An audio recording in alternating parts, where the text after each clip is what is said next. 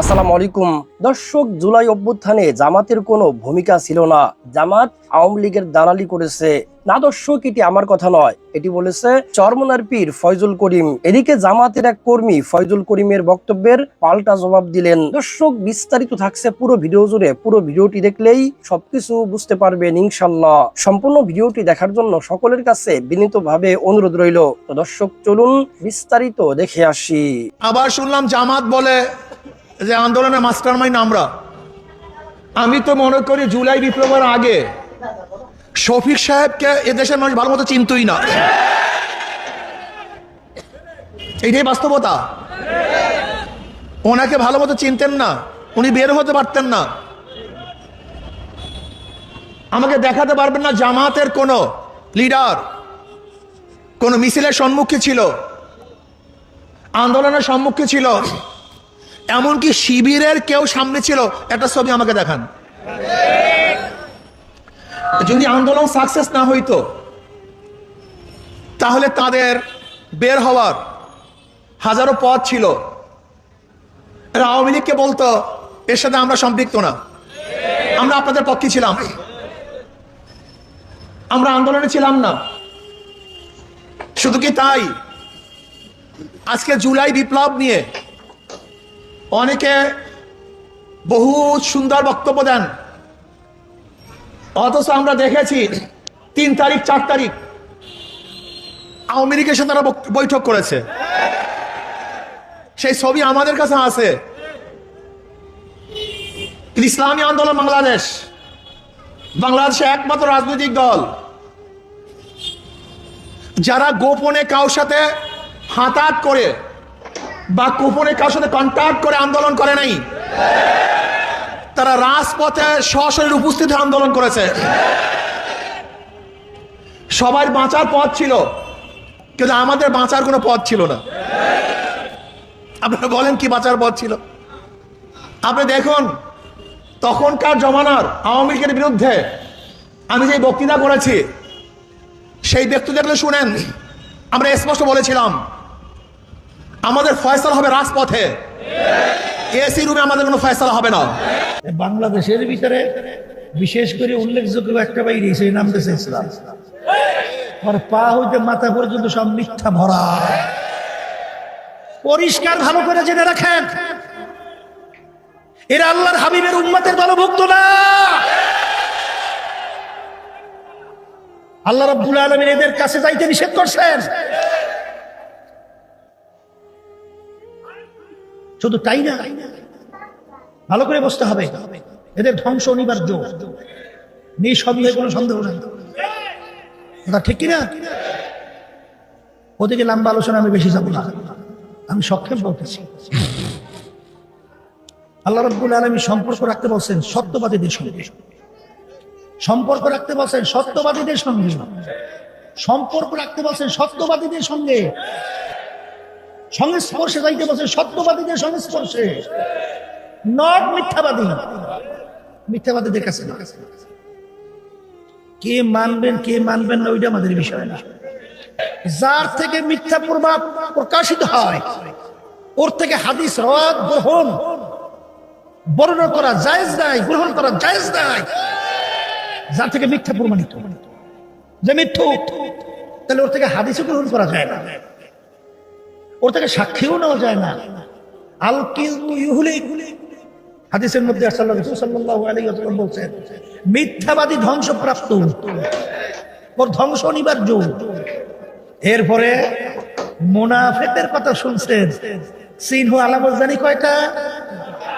বলেন 3টা। মুনাফিকের কয়টা চিহ্ন? এর ভিতরে একটা হলো ইদা হাদাসা কাযাব। মুনাফিক যখন কথা বলে মিথ্যা বলে। আর বর্তমানে তো আরে আলেম ওলামা পরিচয় দিয়া বেপরদা মহিলাদেরকে সামনের কাতারে বসাই মিটিং করে এইবার দস্তুর মতো মিছিল করে। মানে মনে হয় দেখাতে চায়, বুঝাতে চায় যে তুমি ফরজ করছো পর্দা হুকুম, আমি মানি না, দেখাইয়ে দিলাম। কি কথা বোঝেন বাংলা? এই জন্য আমার আব্বাজান বলতেন বর্তমান যুগে সবচেয়ে বড় কষ্ট হলো পর্দা। কঠিন ব্যাপার, কঠিন ব্যাপার। কিন্তু বাজার হারামে কিন্তু আরাম নাই। জনাব মুহাম্মদ রাসূলুল্লাহ সাল্লাল্লাহু আলাইহি ওয়াসাল্লাম মদিনাতে আছে, ধরে নেন ওলা ফরজান আমাদের বাংলাদেশের একটা ওয়াফদ, একটা প্রতিনিধি দল মদিনায় গেছে, গিয়ে আল্লাহ নবীর কাছে বলতেছে আমরা শেখ হাসিনার পক্ষে যাব না খালেদা জিয়ার পক্ষে যাব। আল্লাহ নবী বলতেন যা তাহলে কি করবে, যেহেতু বড় দুইটা দল, তোরা সবাই শেখ হাসিনার পক্ষে যা। এই জামাত যেখানে যেখানে লাগবে ওখানে ইসলাম ধ্বংস হয়ে যাবে। জামাত লাগছে আলিয়া মাদ্রাসার মধ্যে, আলিয়া আওয়ামী লীগের পিসা খাইয়া মনে হয় মাউদুদি জামাত কিছুটা হইলেও নর্মিয়াত হয়েছে, কিছু তোবা টোবা করবে আমার ধারণা ছিল। আমি কওমিয়া লোকদেরকে বলবো একটু মজা মজা লাগে জামাতের সাথে ঐক্য করতে, যদি জামাত ক্ষমতা যায় প্রথম কওমিয়া মাদ্রাসা বন্ধ করে ভাষটাকে। তিন জিনিসের নাম শিবির। কয় জিনিসের নাম শিবির? বেয়াদব, বেআমল, উশৃঙ্খল। বেয়াদব, বেআমল, উশৃঙ্খল, এই তিন জিনিসের সমন্বয় শিবির হয়। যদি কোনো দেশ যদি কমিউনিস্টরা দখল করে নেয় সেখানেও একদিন ইসলাম আসতে পারে, কিন্তু আল্লাহ না করুক কোন দেশ যদি জামাত দখল করে ফেলে কিয়ামতের আগ পর্যন্ত সেখানে ইসলাম আসবে না। ভাবছিলাম ওদের বিরুদ্ধে কথা বলবো না, মাজলুম, কিন্তু না, তাদের কাজ বন্ধ নাই, চালাইতেছে সমানে চালাইতেছে। আর কিছু কওমিয়ার, আমাদের কওমিয়ার কিছু লোকদেরকেও অর্থের বিনিময়, স্বার্থের বিনিময় বড় করিয়া নিছে তাদেরকে কৌশলে, খুব কৌশল। একই জামাতের সুরে তারাও কথা বলা শুরু করছে, ঐক্য করে জামাতের সাথে। যদি কেউ মুনাফিকি না হয়, অতি উৎসাহী না হয়, লুবি না হয়, ক্ষমতার পাগল না হয়, ইসলামকে ক্ষমতা নিতে চায়, তাহলে এখন পর্যন্ত ঠিক থাকবে। কারণ এক বাক্স নীতিটা তো আসলে পিসাব চরমনে ঘোষণা করেছিল, এর আগে তো কেউ ঘোষণা করে আমরা বের করে দেব, আমরা বের হয়ে আসবো, কারণ এটা করছি আমরা, ইসলামী আন্দোলন করছি। যদি বের করি তো আমরা বের করে দেব, আমাদেরকে বের করবে কে? আবার আমরা বের হয়ে আসবো কেন? এটা সূচনাই তো ইসলামী আন্দোলন বাংলাদেশ। আমাদের আমিরই প্রথম ঘোষণা দিয়েছেন যে আমরা এক বাক্স দিতে চাই। যদি বের যদি করি তো আমরা বের করবো, আমরা কাকে, আমরা কেন বের হয়ে আসবো? আমরা বের করে দেবো, তুমি নাই। তো দর্শক চলুন আরো একটি গুরুত্বপূর্ণ ভিডিও দেখে আসি। এটা হলো কোটি টাকার প্রশ্ন। ফয়জুল করিম সাহেব এটা নামলেন কেন? এটা তো পূর্ব অভিজ্ঞতা থেকে বলা যায়, এজেন্সির পরামর্শে তারা ফ্রেমিং করে এই আন্দোলন নস্যাৎ করার জন্যই ইসলামী আন্দোলন এই কাজটা করেছে। এটাই। আসসালামু আলাইকুম ওয়া রাহমাতুল্লাহ।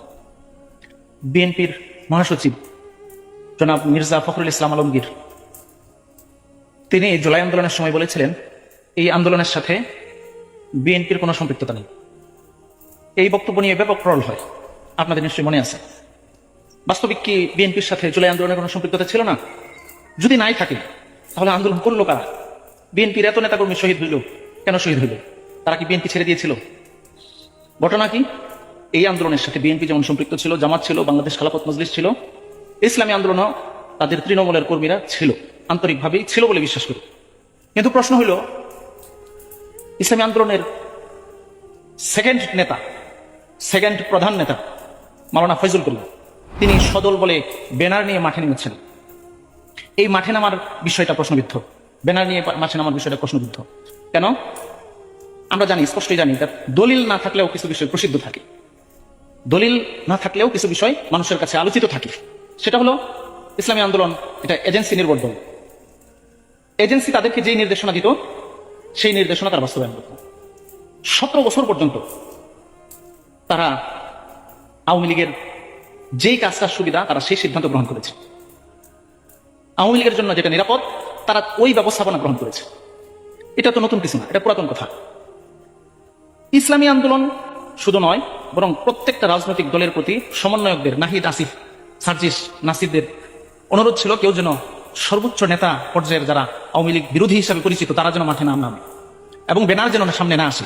তাহলে এটাকে সরকার বিরোধী ফ্রেমিং করে এই আন্দোলনটাকে বানচাল করার একটা চেষ্টা থাকতে পারে। সমন্বয়করা যেখানে বলল যে আওয়ামী লীগ বিরোধী প্রধান নেতা যারা আছে তারা আপনারা মাঠে নামবেন না এবং ব্যানার নিয়ে নামবেন না, তাহলে আন্দোলন নষ্ট হতে পারে, ওই জায়গাটার মধ্যে ফয়জুল করিম নিজে নামলেন এবং ব্যানার সহকারে নামলেন। কারণ কি? এটা হলো কোটি টাকার প্রশ্ন। ফয়জুল করিম সাহেব এটা নামলেন কেন? আমরা তো এটা তো পূর্ব অভিজ্ঞতা থেকে বলা যায়, এজেন্সির পরামর্শে তারা ফ্রেমিং করে এই আন্দোলন নস্যাৎ করার জন্যই ইসলামী আন্দোলন এই কাজটা করেছে। এটাই, যদি এই আন্দোলন বানচাল হয়ে যেত, নষ্ট হয়ে যেত, তাহলেও তাদের কোনো সমস্যা ছিল না, কারণ তাদের পরামর্শেই তো তারা মাঠে ব্যানার সহ নেমেছে। আবার এখন আন্দোলন সফল হয়েছে, বাস এখন তারা আন্দোলনের পক্ষের বড় শক্তি হিসাবে তারা নিজেদেরকে পরিচয় দিচ্ছে। দুই দিকেই সুবিধা। ইসলামী আন্দোলন এটাই অতীতে করেছে। মামুন সাহেবকে বলা হচ্ছে তিনি 24 জুলাই স্বরাষ্ট্রমন্ত্রীর সাথে বৈঠক করেছেন। এই বৈঠকের ব্যবস্থাপনা কি করেছে? তাদের দায়িত্ব হয়েছে মুফতি মিজানুর রহমান সাইদ দামাত বারাকাতুহুম, যিনি ইসলামী আন্দোলনের অঙ্গ সংগঠন আইমা পরিষদের সভাপতি, তিনি দোয়া পরিচালনা করেছেন শুনেছি। এবং ইহিয়া মাহমুদ সাহেব, যিনি ইসলামী আন্দোলনের একজন উপদেষ্টা বলে জানি, ইসলামী আন্দোলনের সাথে তাদের বিয়ের সম্পর্কও শুনেছি, তারা এই বৈঠকের ব্যবস্থাপনা করেছেন। মামুন সাহেবকে আনতে তারা সরকারকে পরামর্শ দিয়েছেন। সরকার মামুন সাহেবকে বাধ্য করে গাড়িতে তুলে উঠিয়ে স্বরাষ্ট্রমন্ত্রীর বৈঠকে উপস্থিত করেছে। উপস্থিত করলেও মামুন সাহেব চলে গিয়েছে। সেটাকে এখন আন্দোলন নস্যাৎ করার ফ্রেমিং করা হচ্ছে। কতটা স্থূল চিন্তা, কতটা স্থূল মানসিকতা থাকলে পরে এই ধরনের কথাবার্তা মানুষ বলতে পারে। যাদের স্বরাষ্ট্রমন্ত্রী ছাড়া বিয়েই হয় নাই, বিয়েতে স্বরাষ্ট্রমন্ত্রীকে প্রধান অতিথি করতে হয়েছে। দলীয় প্রোগ্রাম করতে হাসান মাহমুদের মতো হাসাউ মাহমুদকে তাদের অতিথি করতে হয়েছে। তারা এখন বিভিন্ন ধরনের হাস্যকর টেক দেওয়া শুরু করেছে। বরকতময় বঙ্গবন্ধুর নসবনামা বর্ণনা না করলে যাদের পেটের ভাত হজম হয় নাই, বুড়িগঙ্গায় বঙ্গবন্ধুর মূর্তি ভাসিয়ে দেওয়ার পরেও যার কিছুই হয় নাই, আর সামান্য বিরোধিতা করার কারণে অন্যদেরকে 3-4 বছর জেলে থাকতে হয়েছে। কি হাস্যকর! ধিক্কার জানাই, নিন্দা জানাই। অবশ্য এগুলো তাদেরকে নিন্দা জানালেও কোনো লাভ নাই, কারণ এগুলোতে তাদের কিছুই আসে যায় না। তো সম্মানিত দর্শক শ্রোতা, আশা করি পুরো ভিডিওটি দেখেছেন এবং সবকিছু বুঝতে পেরেছেন। দর্শক, আপনাদের কাছে কি মনে হয়, চরমনার পীর ফয়জুল করিম সাহেব কি সঠিক বক্তব্য দিয়েছে? আসলেই কি জুলাই অভ্যুত্থানে জামাতের কোনো ভূমিকা ছিল না, নাকি ছিল? দর্শক, আপনাদের মন্তব্য অবশ্যই কমেন্ট সেকশনে জানিয়ে দিবেন। তো দর্শক, আজকের এই ভিডিওটি এ পর্যন্তই। আজকের এই ভিডিওটি ভালো লাগলে লাইক এবং শেয়ার করে দিয়েন। আর হ্যাঁ, নিত্য নতুন আপডেট ভিডিও পেতে চ্যানেলটি সাবস্ক্রাইব করতে ভুলবেন না। দেখা হবে নতুন ভিডিওতে। ততক্ষণ ভালো থাকুন, সুস্থ থাকুন, এই দোয়া রইল। আসসালামু আলাইকুম ওয়া রাহমাতুল্লাহ।